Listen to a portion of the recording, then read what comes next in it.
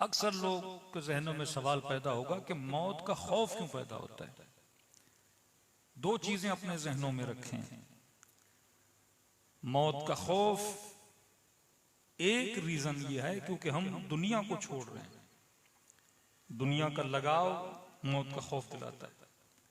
दूसरा रीजन ये है क्योंकि जहां हम जा रहे हैं उस जगह को हम जानते नहीं हैं। एक ऐसे सफर पे निकल रहे हैं कि हमें नहीं पता वहां का आलम क्या है, वहां के सफर क्या है, लेकिन खुद मौत बाइस खौफ नहीं है। खुद मौत का आना यह खौफ के बाइस नहीं है। जिस तरह मुहावरा भी है या बातें भी हैं कि भाई मौत या नींद का फर्क यह है कि नींद मौत का समझो छोटा भाई है, या बाज लोग कहते हैं बहन है मौत की। तो मैं आपसे सवाल करूंगा कि अगर ये छोटा भाई है नींद, तो जब नींद आती है आपको खौफ आता है क्या?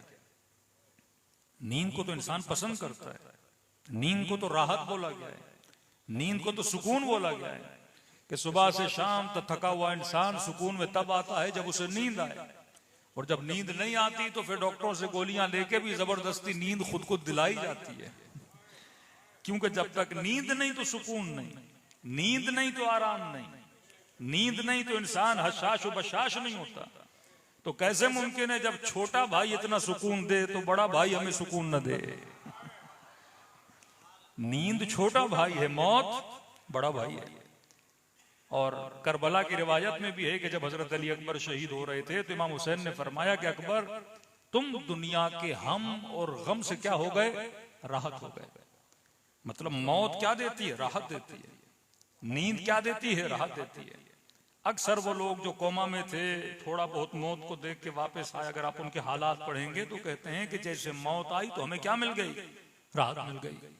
हॉस्पिटल में था, बिस्तरे मरीजी पे था, कभी घुटने की तकलीफ, कभी कमर की तकलीफ, कभी गले की तकलीफ, मुख्तलिफ बीमारियों में इंसान मुब्तला होता है कि जैसे मौत आई तो हमने महसूस किया कि गोया हमारे बदन में क्या आ गई? राहत आ गई, छुटकारा मिल गया। तो खुद मौत बाइस खौफ नहीं है, मौत राहत का नाम है, मौत सुकून का नाम है। अब वो दुनिया का हम हो खत्म, दुनिया के गम हो खत्म, दुनिया के दुख हो, सब के सब क्या हो जाते हैं? खत्म हो जाते हैं। अब किसी को बिजनेस का मसला, किसी को बेटे का मसला, किसी को बेटी का मसला, किसी को बदन में तकलीफ, किसी को फक्र फाका का मसला, जैसे मौत आएगी इन सबसे इंसान का क्या हो जाएगा? छुटकारा हो जाएगा। असल चीज जो बाइस खौफ है वो मौत का बाद का सफर है, जिससे इंसान को डरना भी चाहिए, इंसान को तैयारी भी करनी चाहिए कि मुझे नहीं पता कि आलम बरज़ख के मराहिल क्या है, मुझे इल्म नहीं है कि कब्र में सवाल जवाब होगा, मैंने जवाब किस तरह देना है, क्या वाकई मैं उसके लिए तैयार भी हूं कि नहीं हूं। तो खुद मौत से इंसान को डरना नहीं चाहिए। डरना चाहिए तो सफर आलम बरज़ख डरना चाहिए। दूसरी बात, खौफ इसलिए आता है क्योंकि हमारा दिल है दुनिया में। अब दुनिया की जुदाई हमें तकलीफ देती है, औलाद की जुदाई हमें तकलीफ देती है, माँ बाप की जुदाई हमें तकलीफ देती है। हालांकि अहले बैत का फरमान है अगर मरने वाले को जिंदा लोग देखें और फरमाया उस मरने वाले के हालात को देखें, तो मासूम फरमाते हैं उस मरने वाले पे न रोएं बल्कि अपने ऊपर रोना शुरू कर दें ये लोग, क्योंकि मरने वाला तो राहत हो गया, लेकिन जो बच गया है टेंशन किसे होना चाहिए? उसे होना चाहिए। दूसरी चीज मासूम फरमाते समझो, दुनिया में मैं अक्सर मजालिस में कह चुका कि अक्सर लोगों को फर्क माल और फर्क रिज़्क़ का इल्म नहीं होता। अब मरने वाला दुनिया से चला गया, किस जमीन में इसने दफन होना था ये उसका रिज़्क़ है कि इंसान को 6-7 फुट की जमीन मिलती है और पूरी जिंदगी कितनी जमीनों के पीछे दौड़ता रहता है।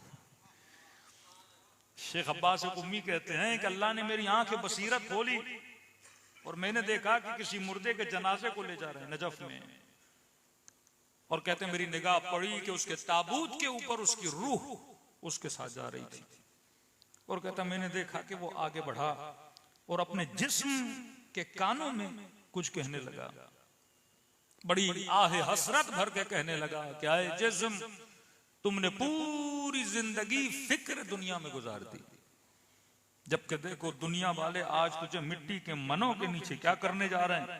दफन करने जा रहे हैं। और फरमाया वाह हो तुझ पे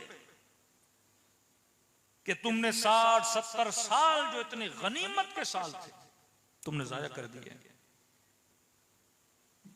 जबकि जो अभी दुनिया में नहीं आए, जो आलम ज़र में है, ये आलम ज़र का कॉन्सेप्ट अहले बैत का कॉन्सेप्ट है।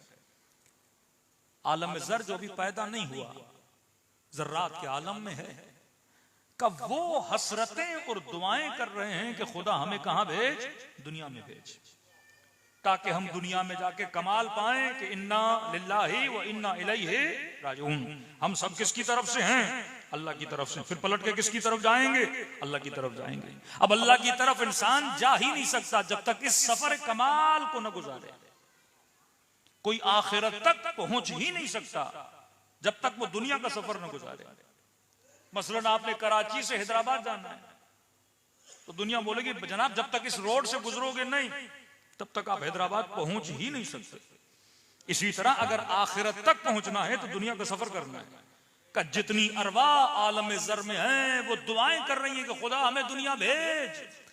ये अलग बात है कि हमने भी दुआ की थी कि खुदाया मुझे दुनिया में भेज, मैं बाकमाल बनूं, फिर आखिरत में जाऊं, लेकिन फर्क यह है कि दुनिया में आने के बाद हम भूल जाते हैं कि हमने दुआ क्या मांगी थी।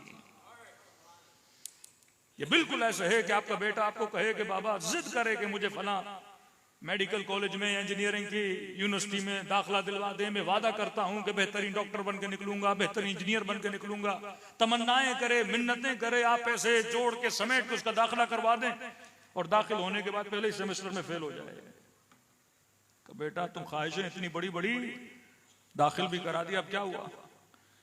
कई लोग होते हैं ना पहले सेमेस्टर में फेल होते हैं, फिर कहते हैं अरे खुदा अगले में पूरी क्लास में नंबर 1 हूंगा, दूसरे में जाता है उससे भी बुरे नंबर लेके आ जाता है। हम भी तमन्नाएं कर रहे थे दुनिया में आए आए आए, लेकिन जब खुदा ने दुनिया में भेजा कब वो दुआएं कर रहे थे दुनिया में आए। तू दुनिया में आया भी, सफर भी किया, लेकिन अरे बदबख्त तू जिंदगी में करके क्या जा रहा है।